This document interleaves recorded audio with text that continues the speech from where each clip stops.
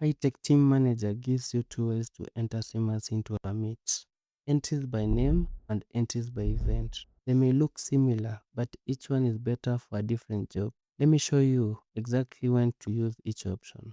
Go to entries by name. This option is very good when you want to select one swimmer and enter them into several events at the same time. Initially, what you did when you select one swimmer, it gives you options to enter them in different events. So you can multi-select events for them, and this is very fast because you can imagine selecting an event and entering every swimmer in it. It's very tedious. The next option is entries by event. This will help you in a situation by you're making entries, but you want to select a few swimmers for that event. Let me say maybe 100 IM, you only want to select 4 swimmers. You go entries by event so that you can select your best swimmers in it. After you're selecting the event, you can even filter them by time so that you know who's faster in this event. And when they are selected like this, now you can enter them. Maybe you are given a maximum of 4 swimmers in each event. You select them and it's very easy that way. But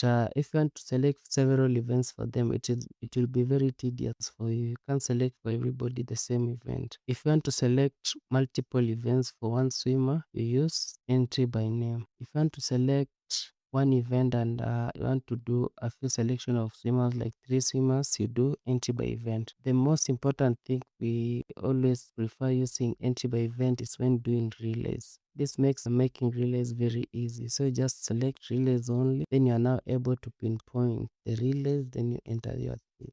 And that's the difference between entries by name and entries by event in HY-TEK Team Manager 8. Like the video and subscribe to the Techno Guy, and let's catch up in the next video.